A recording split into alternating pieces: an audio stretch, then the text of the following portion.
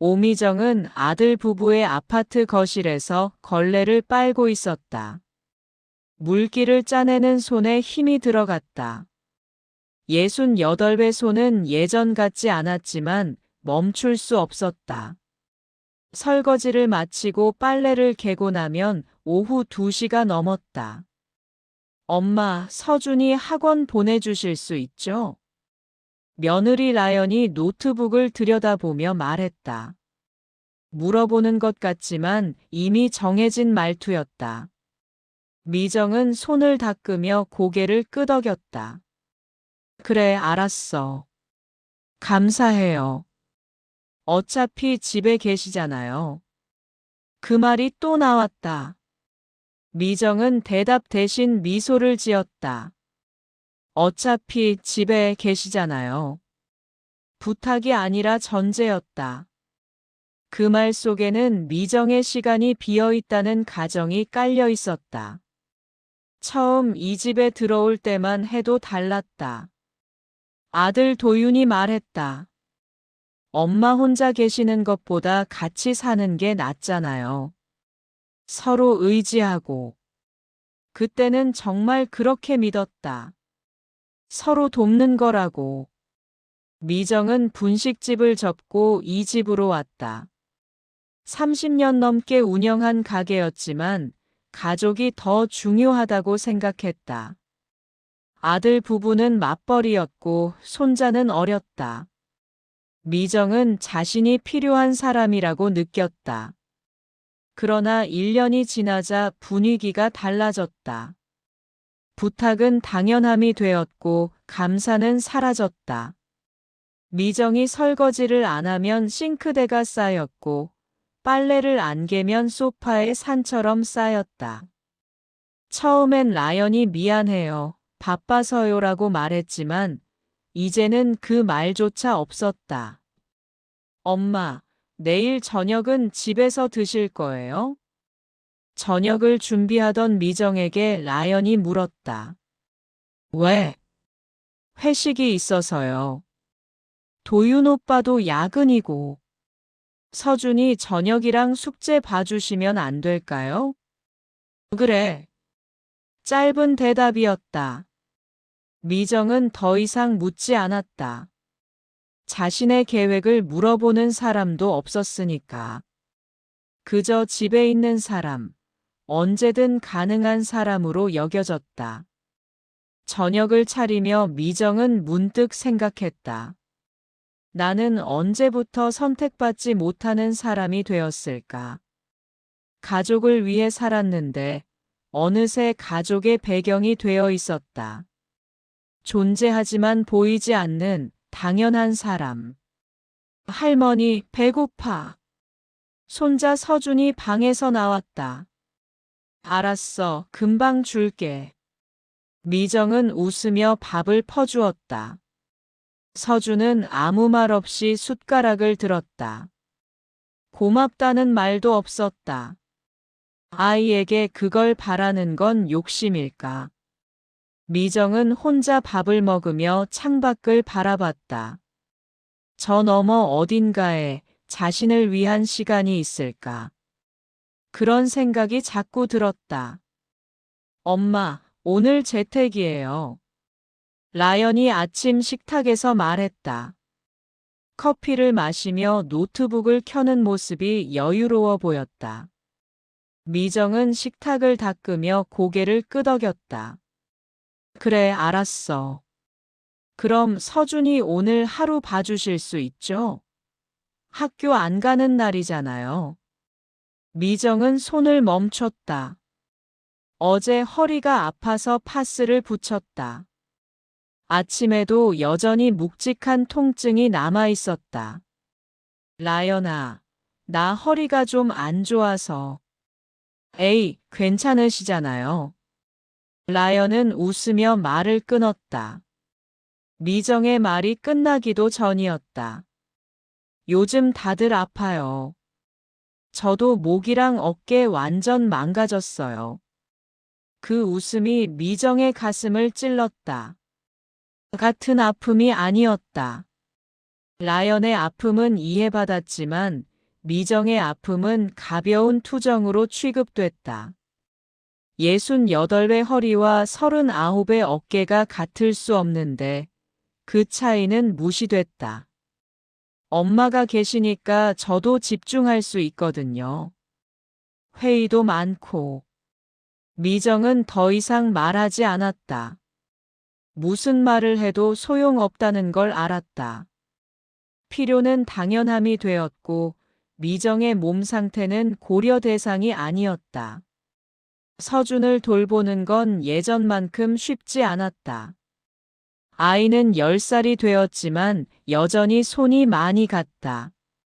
간식을 달라고 하고 심심하다고 놀아달라고 했다. 미정은 허리를 구부려 장난감을 주었다. 그때마다 통증이 허리를 타고 올라왔다. 할머니, 이거 해줘. 서준이 태블릿을 내밀었다. 게임 캐릭터가 막혀 있었다. 할머니는 잘 모르는데. 그냥 해줘. 아이의 목소리에 짜증이 섞여 있었다. 미정은 태블릿을 받아들었다. 화면을 몇 번 눌렀지만 게임은 진행되지 않았다. 서준이 빼앗듯 태블릿을 가져갔다. 할머니는 하나도 못해. 미정은 아무 말도 하지 않았다. 방으로 들어가는 아이의 뒷모습을 바라보며 문득 깨달았다. 나는 이 집에서 쓸모로만 존재한다. 사랑받는 게 아니라 필요한 것이다. 오후가 되자 라연이 방문을 열고 나왔다. 엄마, 서준이 점심은 드셨어요? 응, 먹였어. 감사해요. 덕분에 회의 잘 끝냈어요. 라연은 다시 방으로 들어갔다. 감사하다는 말은 했지만 그 말에는 무게가 없었다. 습관처럼 던진 말이었다. 미정은 소파에 앉아 허리를 주물렀다. 통증은 점점 깊어졌다. 저녁 무렵 도윤이 퇴근했다. 엄마, 오늘도 고생하셨어요. 응. 엄마가 계셔서 우리가 정말 편해요. 편하다는 말. 그 말 속에 미정은 없었다. 미정의 편함은 아무도 묻지 않았다. 그날 밤 미정은 침대에 누워 천장을 바라봤다. 어둠 속에서 자꾸 눈물이 났다.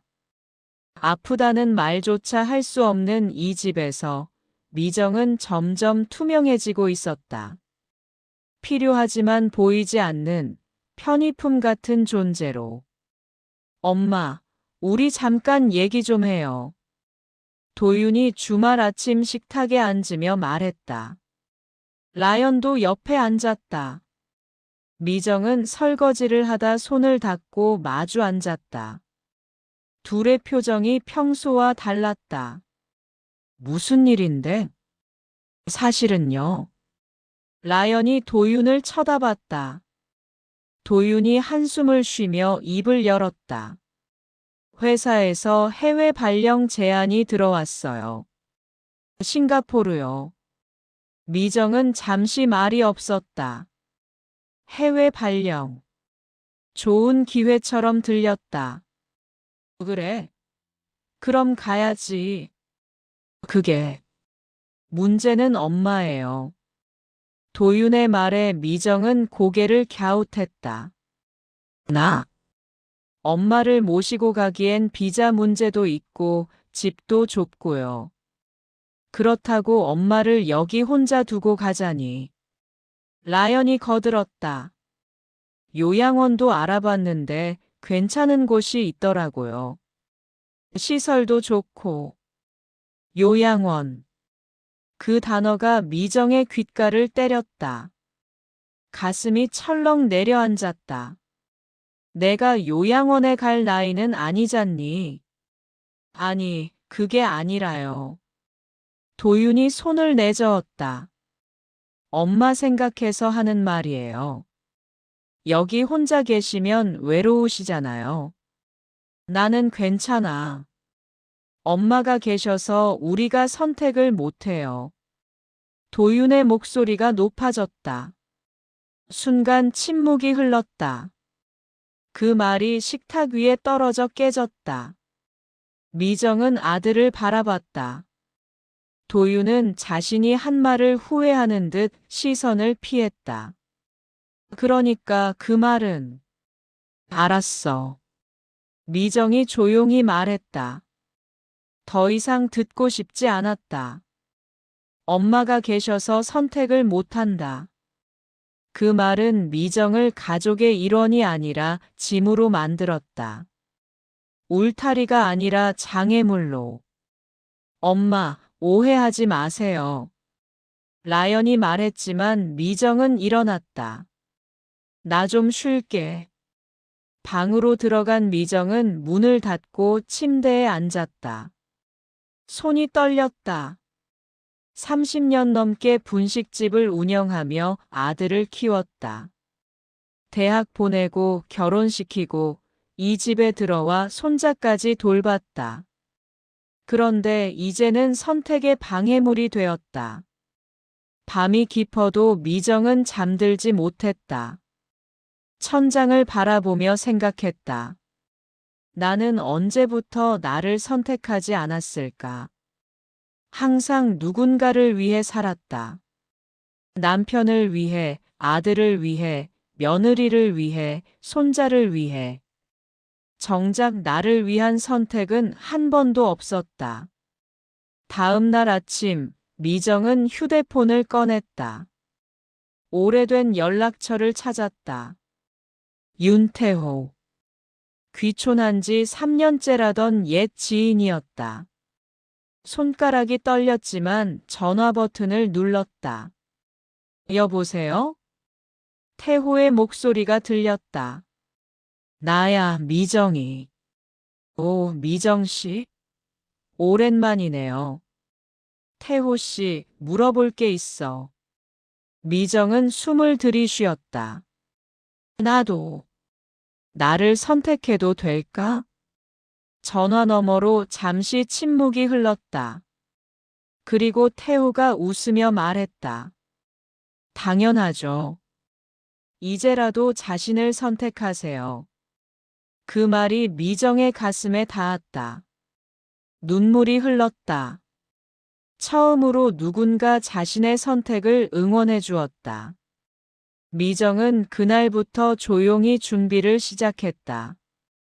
아무에게도 말하지 않고 자신만의 출구를 찾기 시작했다.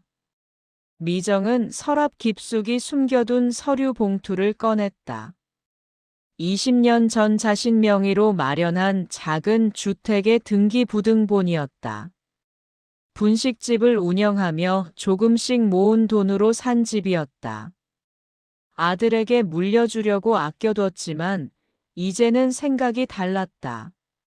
이 집을 팔아야겠어. 태호와의 통화에서 미정은 결심을 말했다. 그 돈으로 작은 집 하나 구하세요. 미정 씨 혼자 살기 딱 좋은. 가족들한테 말해야 할까? 말하면 어떻게 될 것 같은데요? 미정은 대답하지 못했다. 말하면 반대할 게 뻔했다.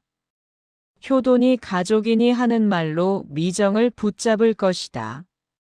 하지만 그건 미정을 위한 게 아니라 그들의 편의를 위한 것이었다. 조용히 준비하세요. 미정 씨 인생이에요. 미정은 부동산에 연락했다. 집은 생각보다 빨리 팔렸다. 입지가 좋은 곳이라 매수자가 금방 나타났다. 계약금을 받던 날, 미정은 떨리는 손으로 도장을 찍었다. 처음으로 자신을 위한 선택을 하는 순간이었다. 다음은 새 집을 구하는 일이었다. 태호가 사는 곳 근처 작은 도시 외곽의 단층 집을 알아봤다. 마당이 딸린 낡은 집이었지만 햇빛이 잘 들었다. 방 2개의 작은 부엌, 그걸로 충분했다. 여기요. 미정은 집주인에게 말했다. 생각할 시간 필요 없으세요? 아니요. 여기가 좋아요. 계약서에 도장을 찍으며 미정은 이상한 기분을 느꼈다. 두려움과 설렘이 뒤섞인 감정이었다. 누구 눈치도 보지 않아도 되는 공간. 아무도 돌보지 않아도 되는 시간. 그게 이렇게 소중한 줄 몰랐다. 짐을 싸는 건 조용히 진행했다. 라연이 외출한 사이 도윤이 출근한 틈에 조금씩 챙겼다. 옷가지와 몇 권의 책, 그리고 오래된 사진첩. 가져갈 것이 많지 않았다. 이 집에서 미정의 것은 거의 없었다. 엄마, 뭐 하세요? 어느 날 서준이 방문을 열고 들어왔다. 미정은 가방을 재빨리 침대 밑으로 밀어 넣었다. 아무것도 아니야. 할머니 어디가? 아니, 안 가. 거짓말이었다. 미정은 아이를 안쓰럽게 바라봤다. 서준이 잘못한 건 없었다. 다만 이 집의 분위기가, 관계가 잘못되었을 뿐이었다. 이사 날짜를 잡았다. 도윤 부부가 주말 여행을 간다는 날이었다. 서준은 친구 집에서 자기로 했다.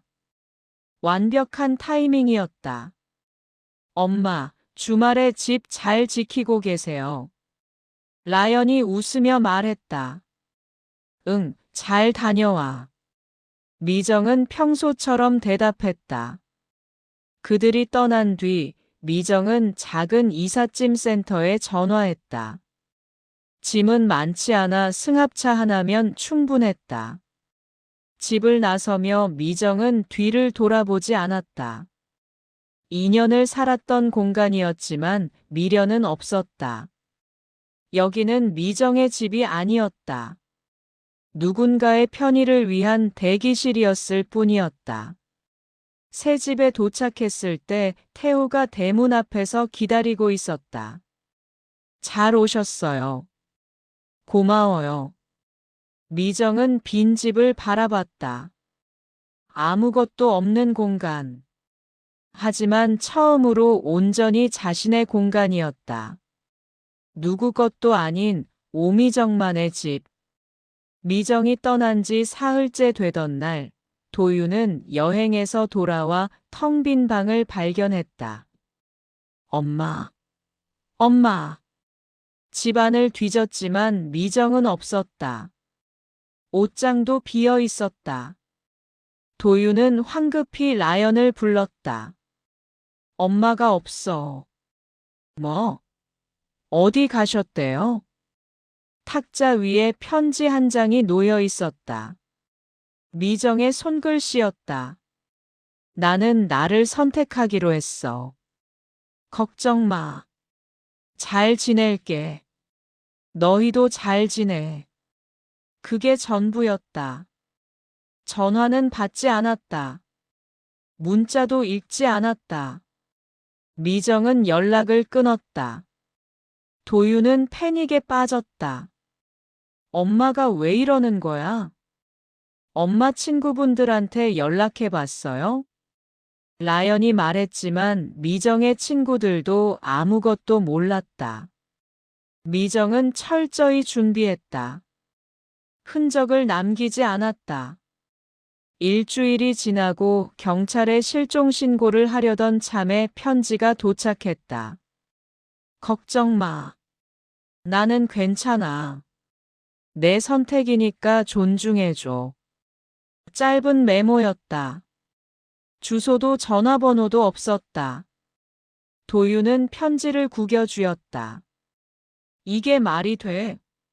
엄마가 그냥 나가신다고. 라연은 아무 말도 하지 못했다. 우리가 뭘 잘못했다고. 도윤의 목소리가 떨렸다. 하지만 미정은 듣지 못했다. 이미 멀리 떠난 뒤였다. 새 집에서의 첫 아침이었다. 미정은 천천히 일어나 창문을 열었다. 상쾌한 공기가 들어왔다. 마당에는 이름 모를 풀들이 자라고 있었다. 미정은 부엌으로 가서 주전자에 물을 올렸다. 찻잎을 꺼내 찻잔에 넣고 천천히 뜨거운 물을 부었다. 차 향기가 퍼졌다. 아무도 재촉하지 않았다. 설거지를 하라는 사람도 손자를 돌보라는 사람도 없었다. 미정은 차를 들고 마당으로 나갔다.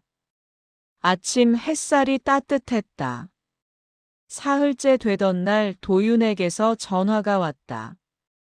엄마, 어디 계세요? 집에 안 계시던데요. 나 이사했어. 네. 갑자기 왜요? 너희 발령 준비해야지. 내가 있으면 선택 못한다며. 전화 너머로 당황한 침묵이 흘렀다. 엄마, 그게 무슨... 나도 내 선택을 했어.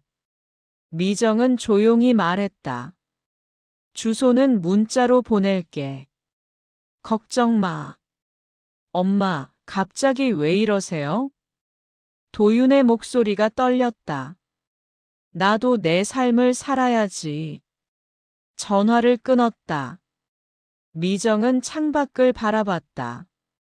마당에 햇빛이 가득했다. 사흘 뒤 도윤이 찾아왔다. 라연도 함께였다. 둘의 얼굴은 창백했다. 엄마, 이게 무슨 짓이에요? 도윤이 목소리를 높였다. 갑자기 집을 팔고 여기까지 와버리면 어떡해요? 나도 내 삶을 살고 싶어서. 미정은 차분하게 말했다.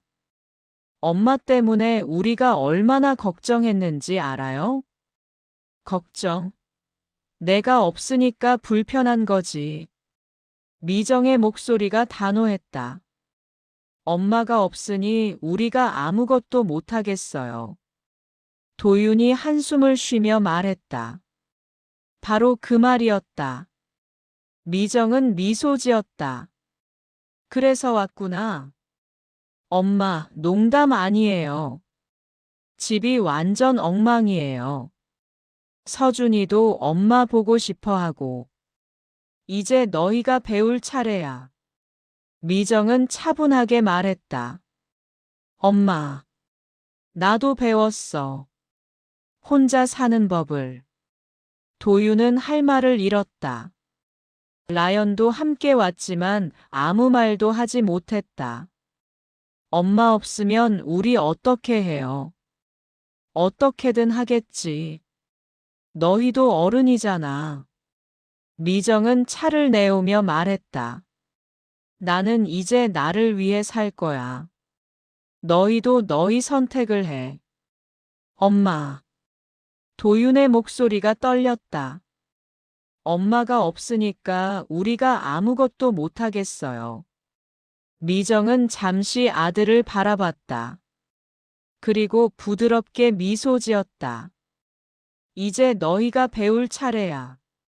도윤은 더 이상 말하지 못했다. 미정은 문을 닫았다. 돌아가지 않았다.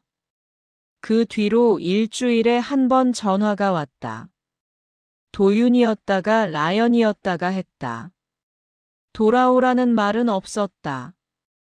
대신 서운하다는, 섭섭하다는 말들이 오갔다. 미정은 짧게 대답했다. 너희도 이제 배울 차례야. 어느 주말, 도윤이 찾아왔다.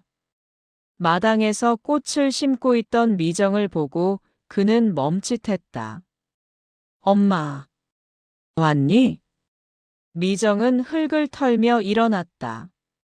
엄마, 집이 너무 어수선해요.